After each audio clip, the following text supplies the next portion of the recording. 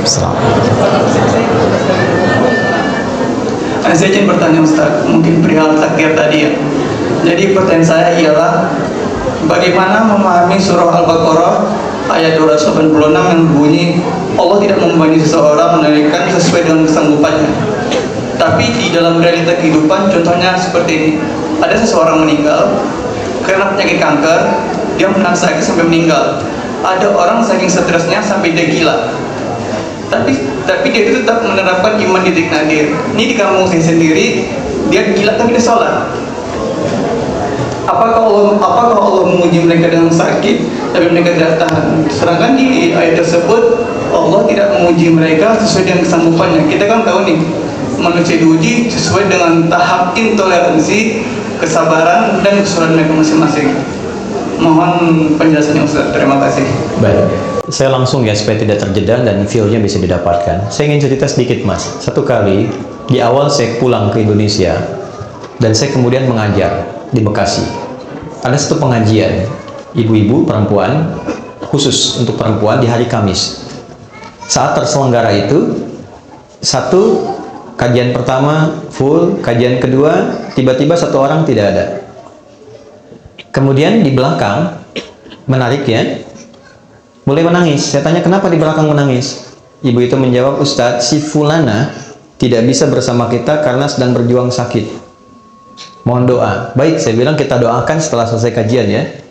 Begitu kemudian saya lanjutkan, jeda sebentar, nggak sampai 5 menit, di belakang terisak.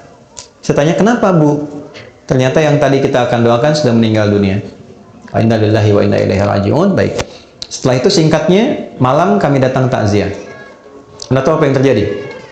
Ibu dan Bapak, teman-teman semua, luar biasanya. Beliau itu profesinya seorang pramugari.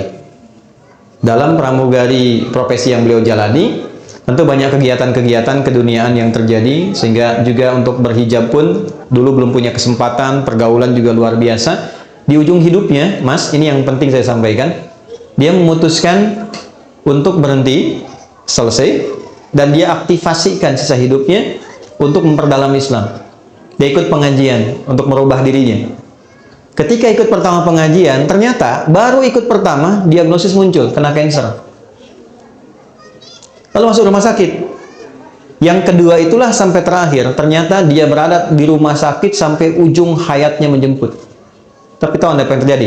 Ketika saya datang takziah, yang datang itu ibu-ibu pengajiannya, teman suaminya dari jamaah subuhnya, teman-teman lingkungan masjidnya, sedangkan teman seprofesinya belum bisa datang, di malam itu hanya mengirimkan bunga.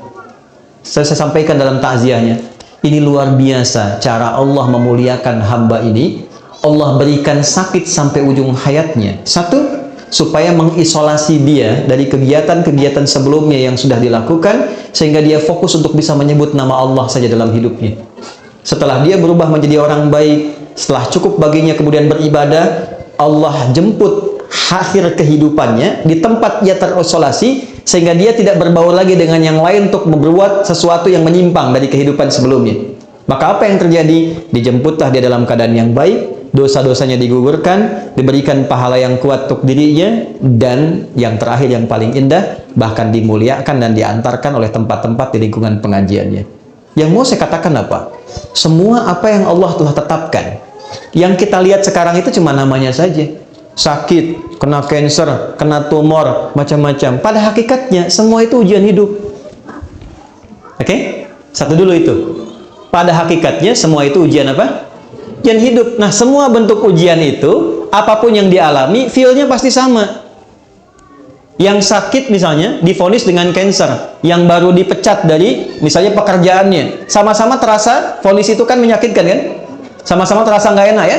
Sama-sama terasa gelap kan? Substansinya sama, diuji dengan nama yang berbeda, tapi dengan rasa yang serupa. Semua kita dalam hidup akan mengalami peristiwa-peristiwa ujian-ujian itu dengan dua tujuan. Satu, ini yang saya ingin maksudkan. Nanti saya kembalikan ke Quran surah kedua ayat 286. Satu, supaya dalam perjalanan hidup itu, satu, kita bisa kenal Allah. Ini. Semua yang kita alami itu tujuan akhirnya untuk mengenal Allah.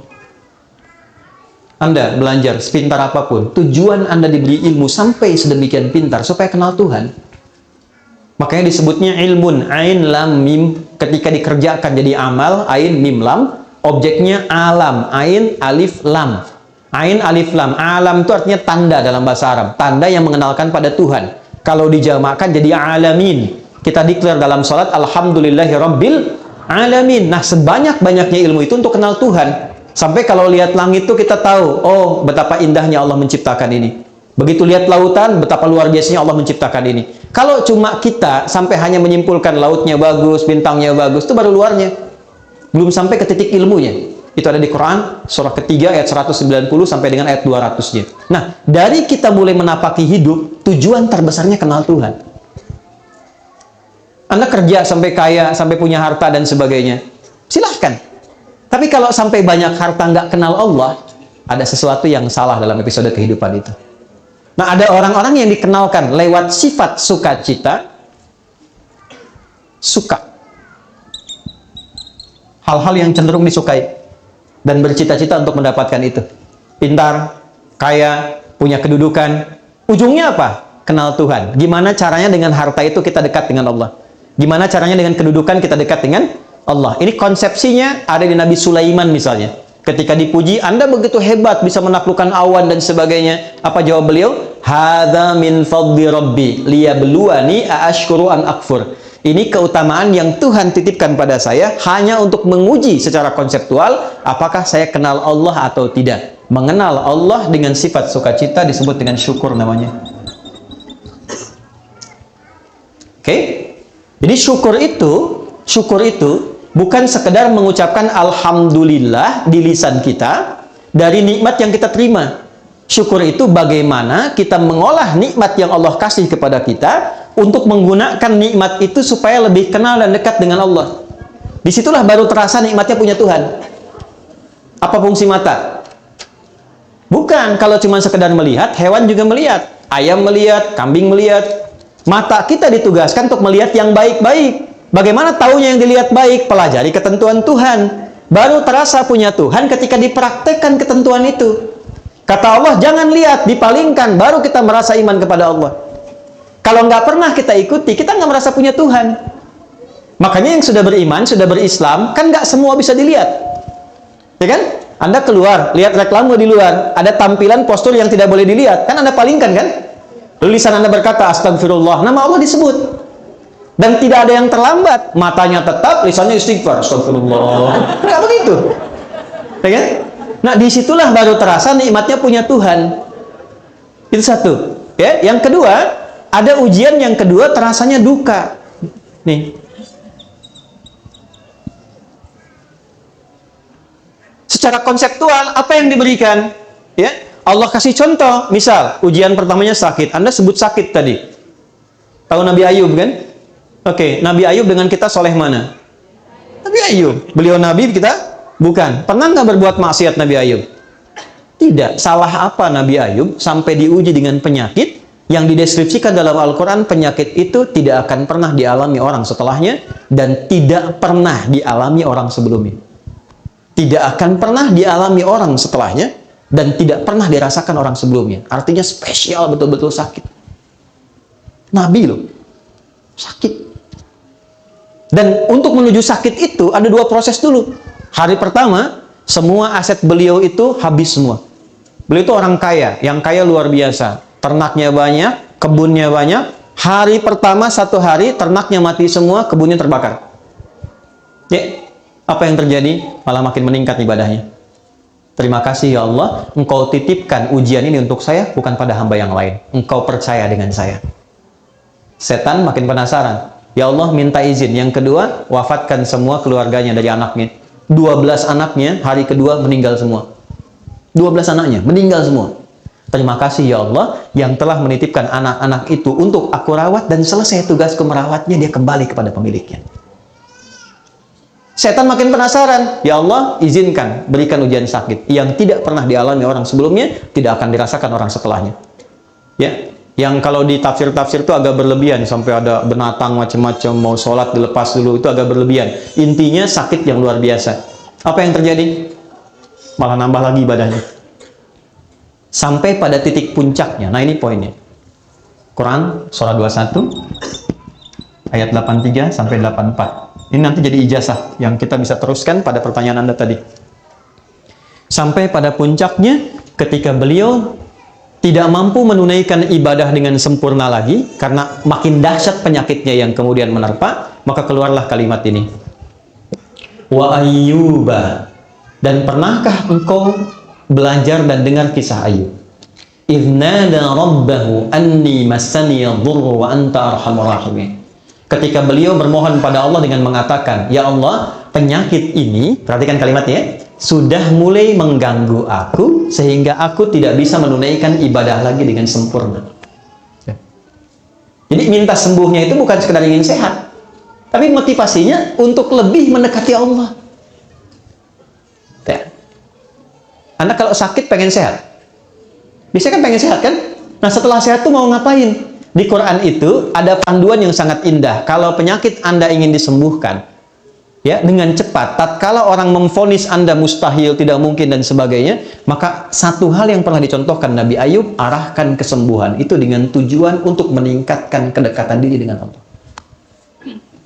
Ya Allah, penyakit ini sudah mulai menghambat hamba untuk semakin meningkatkan ibadah kepadamu, sedangkan kau yang paling sayang kepadaku. Kalau pada yang paling sayang tidak menyembuhkan, kepada siapa lagi aku mesti berharap? Wa anta arhamur rahimin. Apa yang terjadi? Fastajabna.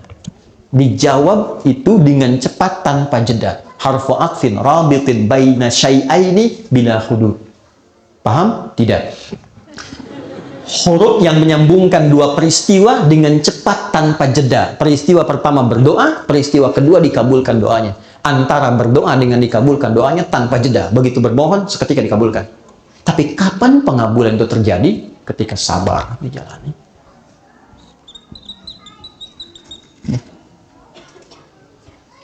Istrinya berkata begini, Papa, kalau bahasa kita ya, Papa kan Nabi, Rasul. Minta aja sama Allah sembuh. Nggak minta kaya, minta sembuh, pasti dikabulkan. Apa jawab Nabi Ayub? Suez, jawabnya apa? Kata Nabi Ayub gini, Mah, berapa lama kita ini kaya? Ada riwayat mengatakan 70 tahun, ada riwayat mengatakan 20 tahun.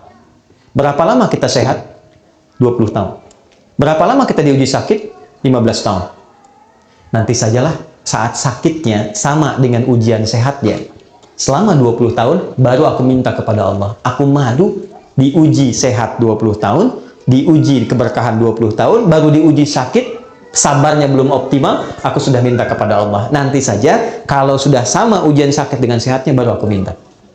Tapi ini bukan level yang kita harus tiru gitu kan? Tidak, bukan begitu maksudnya. Saya ingin tunjukkan bagaimana beliau mengelola implementasi sabar dalam kehidupan. Jadi ketika seseorang bisa melihat syukur dan sabar, dua anugerah yang ditampilkan untuk mengenal Allah, disitulah semua jadi netral. Ini yang dimaksud hadis Nabi dalam Sahih Al-Bukhari, ajaban li amril mu'min. Orang Islam itu kalau imannya sudah mulai meningkat, akan terjadi peristiwa yang mengagumkan. Apa yang terjadi? Jika dia merasakan senang, dia bersyukur. Jika dia diuji dengan musibah yang terasa duka, dia bersabar. Sehingga semua terlihat netral untuk mengenal dan mendekat kepada Allah Subhanahu wa Ta'ala. Makanya ada ulama yang biasa sakit.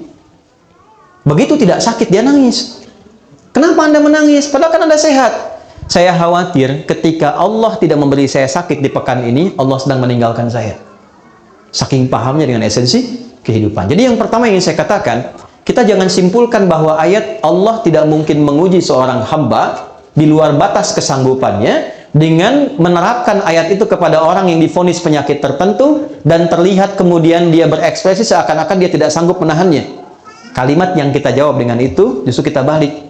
Maha suci Allah yang telah menitipkan itu kepada beliau dimaksud, yang belum tentu ketika diberikan kepada saya belum tentu bisa sanggup untuk menahannya. Yang diberikan kepada orang lain belum tentu sanggup menjalaninya. Diberikan kepada hamba yang ini karena dipilih dia dengan itu, satu, meningkatkan kesabarannya. Dia dapat peluang ibadah. Jadi kalau Anda menghadapi apapun, persepsikan itu dalam bahasa Quran, satu, sebagai peluang ibadah untuk mengenal dan mendekat kepada Allah dengan apa yang khusus diberikan pada kita, bukan pada orang lain. Ini mahal loh.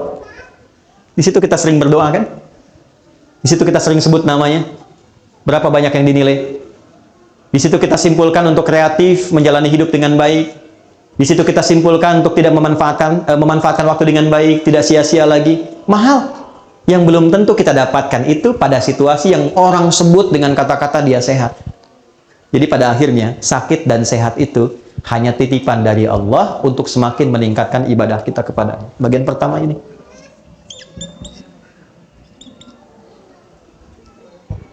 Dua.